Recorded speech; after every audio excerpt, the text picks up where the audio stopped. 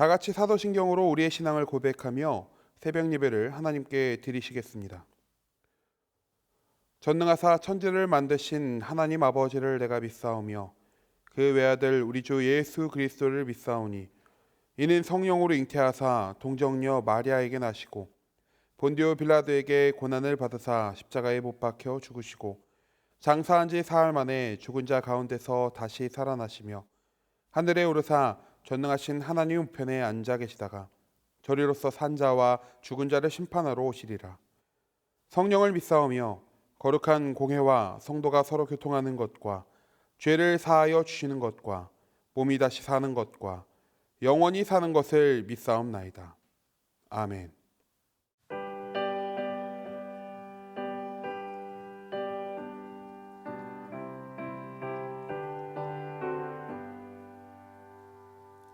주 안에 있는 나에게 땅 근심이 있으랴 십자가 밑에 나가 내 집을 풀었네 주님을 찬송하면서 할렐루야 할렐루야 내 앞이 멀다함에도 나 주님만 따라가리 그 두려움이 변하여 내 기도 되었고 첫날의 한숨 변하여 내 노래 되었네 주님을 찬송하면서 할렐루야 할렐루야 내 앞길 멀고 험해도 나 주님만 따라가리 내 주는 자비하셔서 늘 함께 계시고 내 궁핍함을 아시고 늘 채워주시네 주님을 찬송하면서 할렐루야 할렐루야 내 앞이 멀고 험해도 나 주님만 따라가리 내 주와 맺은 언약은 영불변하시는 그 나라 가기까지는 늘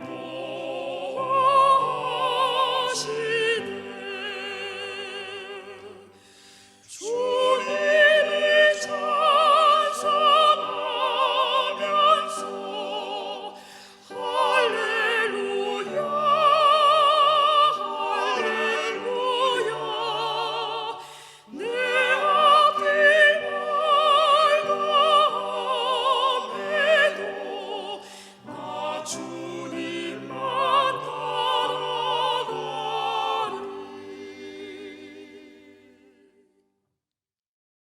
오늘 우리에게 주시는 하나님의 말씀은 민수기 16장 36절에서 50절의 말씀입니다. 제가 봉독하겠습니다.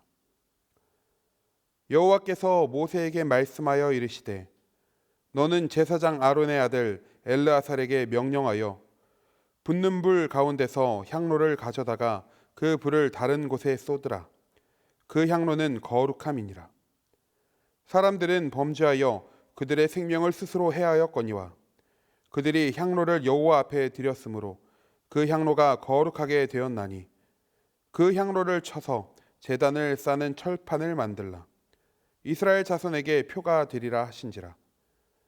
제사장 엘르아살이 불탄 자들이 드렸던 놋 향로를 가져다가 쳐서 제단을 싸서 이스라엘 자손의 기념물이 되게 하였으니 이는 아론 자손이 아닌 다른 사람은 여호와 앞에 분향하러 가까이 오지 못하게 함이며 또 고라와 그의 무리와 같이 되지 않게 하기 위함이라.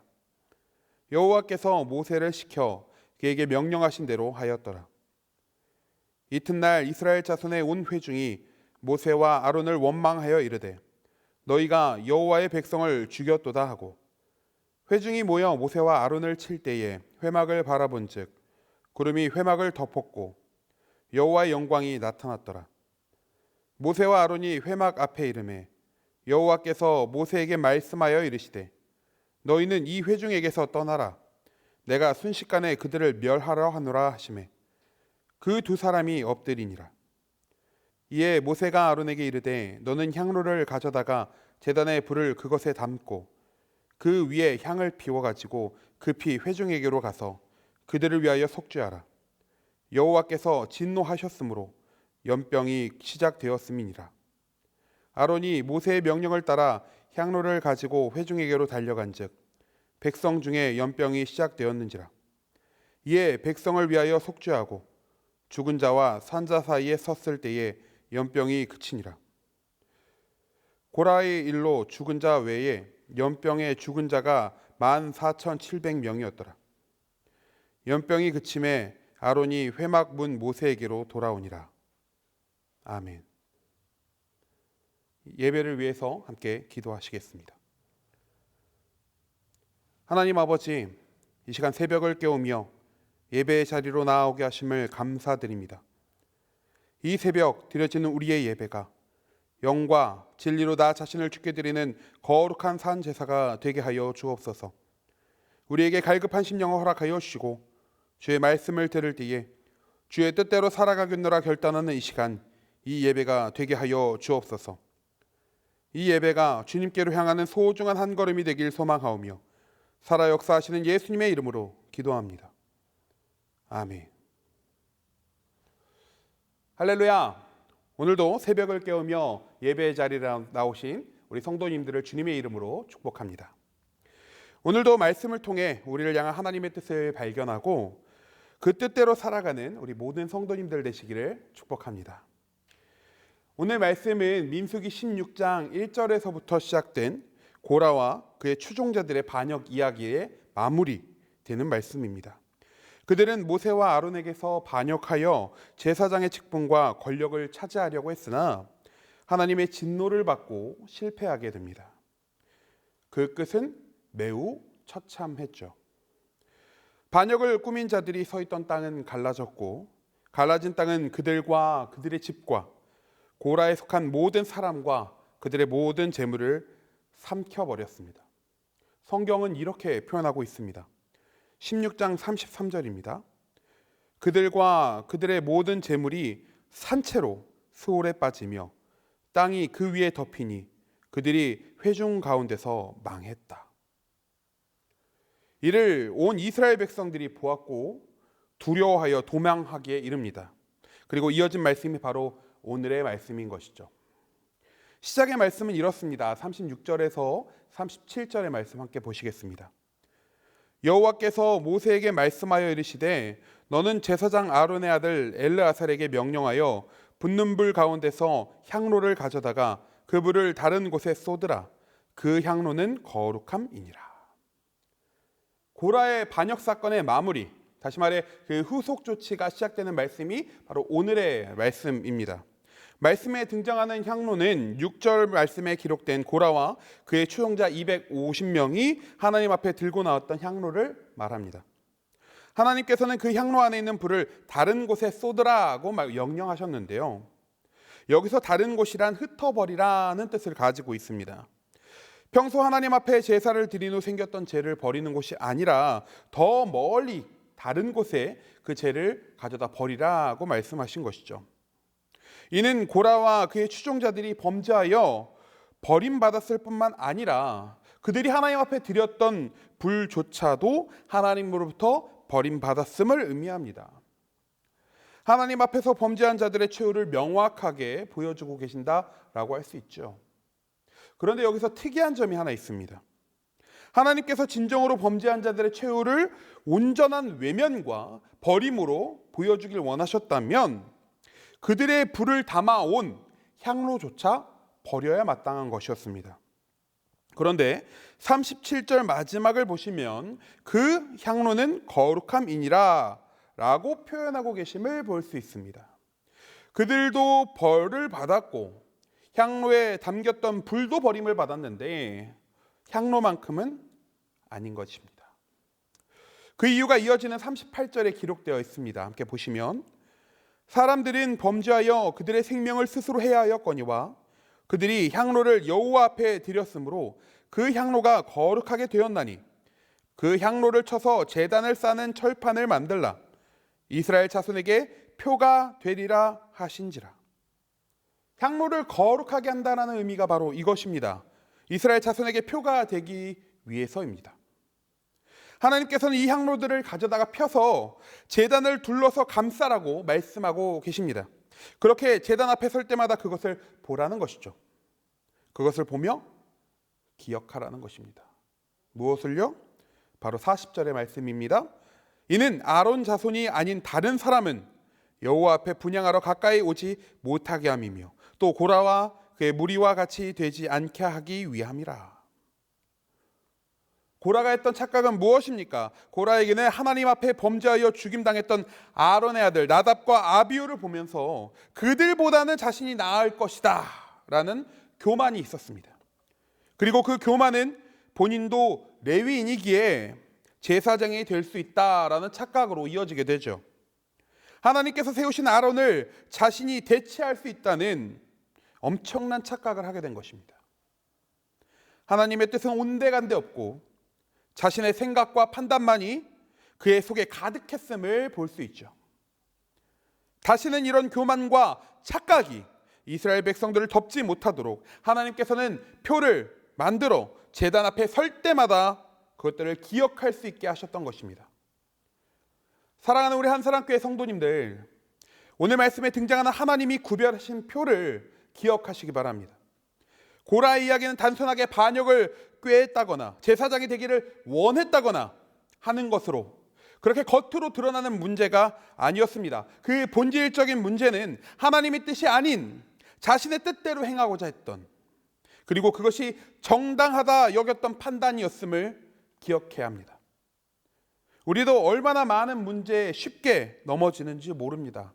교회에 올 때마다 또 말씀을 들을 때마다 하나님 앞에서 삶을 살아가면서 깨닫게 해주시는 많은 순간순간에 우리는 하나님의 뜻대로 살아가겠노라 작정하지만 정작 우리의 삶의 순간에 하나님의 뜻이 아니라 내 뜻과 내 생각, 내 판단대로 나아갈 때가 얼마나 많은지요. 오늘 말씀을 기억하며 내 뜻, 내 생각, 내 판단이 아니라 하나님의 뜻을 날마다 구하며 하나님의 뜻을 따라 살아가기로 작정하는 우리 모든 성도님들 되시기를 축복합니다. 이야기는 여기서 끝나지 않습니다. 이어지는 41절을 보시면 이튿날 이스라엘 자손의 온 회중이 모세와 아론을 원망하여 이르되 너희가 여호와의 백성을 죽였도다 하고, 앞서 말씀드린 것처럼 고라와 그의 추종자들이 땅속에 빠져서 죽음을 당하였을 때 이를 온 이스라엘 백성들이 보았고 두려워하여 도망했었습니다. 그러나 하루 만에 그들은 다시 모세와 아론 앞에 나아가 서게 되죠. 돌아온 그들은 모세와 아론을 원망하였고 반역자들의 죽음의 책임을 이 모세와 아론에게 지우려 합니다. 그들을 하나님의 백성이라고 표현하면서까지 말입니다. 이 상황 상식적으로 참 이해하기 힘든 상황입니다.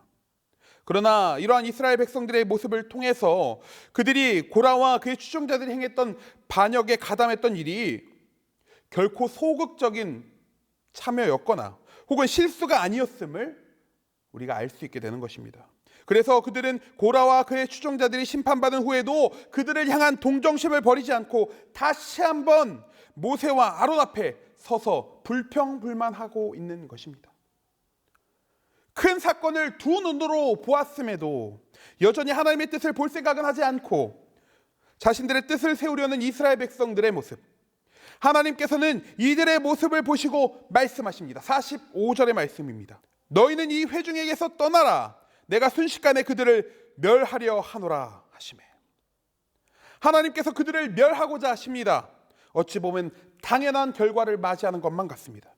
그런데 그때 그 결말을 바꿀 만한 일이 바로 모세와 아론의 모습을 통해서 이루어집니다. 이어지는 말씀입니다. 그 두 사람이 엎드리니라. 이에 모세가 아론에게 이르되. 반역한 백성들을 향한 하나님의 심판을 돌이킬 수는 없었습니다. 그저 그들은 하나님 앞에 엎드릴 뿐이었죠. 그 후 모세는 아론을 불러 속죄의 의식을 행하도록 명령합니다. 아론은 신속하게 향로를 취하여 제단에 불을 담고 향을 피워서 회중에게로 달려가는 모습을 보입니다. 속죄의 의식을 행하기 위해서 말이죠.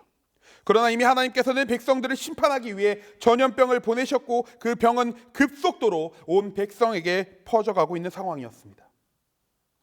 아론은 급히 모세의 명령을 따라 행하여 백성들에게 달려가죠. 그런 아론의 모습과 결과를 말씀은 이렇게 기록하고 있습니다.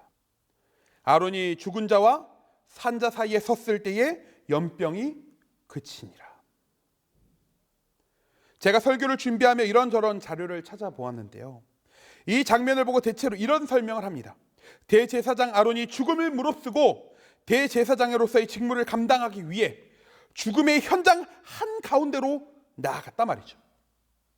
그런데 말씀을 묵상할수록 제게 보여주시는 모습은 죽음을 무릅쓰고 달려간 영웅적인 대제사장의 모습이 아니라 그들 사이로 달려간 아론과 아론을 보낸 모세의 마음이었습니다. 이날 죽은 자가 무려 14,700명에 이르렀다. 성경은 기록하고 있습니다. 모세와 아론은 어떤 심정이었을까요? 그들은 날이면 날마다 자신들을 찾아와 불평불만했던 자들이었습니다. 자신들을 죽게 만들기 위해 이집트로 끌고 나왔냐고 소리쳤던 자들입니다. 반역한 무리들이 벌을 받은 뒤에도 깨닫지 못하고 자신들에게 찾아와 따졌던 자들, 자신들을 치려 했던 자들입니다. 그러니 속이 후련했을까요? 잘 죽었다. 내가 너네 그럴 줄 알았다. 그러게 우리 말 좀 잘 듣지 그랬냐? 이랬을까요? 아니요. 아닙니다. 모세와 아론이 진노하시는 하나님 앞에 즉시로 엎드린 모습을 볼 때에, 또 급히 속죄의 의식을 준비하는 것을 볼 때에, 죽음의 현장으로 달려가는 것을 볼 때에 우리는 모세와 아론이 가졌던 동족을 향한 안타까워 여기는 마음, 긍휼히 여기는 마음, 그리고 전염병이 멈추었을 때 그 자리에서 느꼈을 참담한 심경을 엿볼 수 있습니다. 하나라도 더 살리지 못한 것에 대한 자책이 있었을지도 모르겠어요. 우리는 이 사건을 어떻게 바라보고 어떻게 이해해야 할까요? 심판의 날에 죄인된 우리는 사실 영원한 죽음에 처할 수밖에 없었습니다. 그런데 그런 우리를 살리시려 예수님께서 이 땅에 오셨어요. 그분께서 우리의 죄를 대신 지고 고난당하시고 피 흘리심으로 우리는 영원한 생명을 얻게 되었습니다. 하나님이 세상을 이처럼 사랑하사 독생자를 주셨으니 이는 그를 믿는 자마다 멸망하지 않고 영생을 얻게 하려 하심이라. 하나님이 그 아들을 세상에 보내신 것은 세상을 심판하려 하심이 아니요 그로 말미암아 세상이 구원을 받게 하려 하심이라. 아멘. 이 말씀을 믿으십니까? 아멘. 그래서 우리는 구원받은 자로서 날마다 하나님의 뜻을 구하고 그 뜻대로 살아가야 하는 것입니다. 그런데 이 땅엔 아직도 주님의 뜻이 아닌 자신의 생각과 뜻, 판단대로 세상을 살아가는 자들이 많이 있습니다. 아니, 더 많아지는 것 같습니다. 구원받은 우리는 그들을 어떻게 바라보아야 할까요? 오늘 말씀에 등장하는 모세와 아론이 죽어가는 이스라엘 백성들을 바라보았던 것처럼 우리도 그들을 바라보아야 하는 것입니다. 언젠가 이 땅의 끝은 올 것입니다. 예수 그리스도는 다시 오실 것이며 심판의 날은 다가올 것입니다. 그때 아직 주님을 알지 못하는 영혼들을 어떻게 하시겠습니까? 사랑하는 가족들, 내 주변에 항상 함께 있는 이웃들, 나와 관계하고 있는 많은 자들, 예수님의 구원 소식을 아직 그들에게 꺼내보지도 못했는데 도적과 같이 그날이 찾아오면 어떻게 하시겠습니까? 우리는 모세가 그리했던 것처럼 준비해야 할 것입니다. 죽어가는 백성들 한가운데로 나아갔던 대제사장 아론과 같이 우리도 그 백성들 사이로 나아가야 할 것입니다. 잃어버린 영혼을 향한 안타까운 마음, 긍휼히 여기는 마음, 주님의 마음을 품고 나아가야 할 것입니다. 여전히 사람들은 하나님의 뜻을 헤아리지 않고 자신의 뜻만을 추구하며 살아가고 있습니다. 그런 자들에게 복음을 전할 자가 바로 우리임을 기억하는 우리 성도님들 되시기를 소망합니다. 우리에게 구원을 베푸신 그 주님을 기억하고 믿음으로 내 뜻, 내 생각, 내 판단이 아니라 하나님의 뜻을 날마다 구하며 하나님의 뜻을 따라 살아가기로 작정하는, 그래서 이 땅에 아직도 복음을 듣지 못하고 믿지 못하여 영원한 죽음을 향해 달려가고 있는 그들을 향해 하나님의 뜻을 선포할 수 있는, 그래서 이 땅 가운데 하나님의 사람으로서 영혼들을 살리며 이 땅을 변화시키는 놀라운 주님의 자녀로 살아가는 우리 모든 한사랑교회 성도님들 되시기를 축복합니다. 이 시간 다 함께 주기도문 하심으로 예배를 마치겠습니다. 하늘에 계신 우리 아버지여, 이름이 거룩히 여김을 받으시오며 나라가 임하시오며 뜻이 하늘에서 이룬 것 같이 땅에서도 이루어지이다.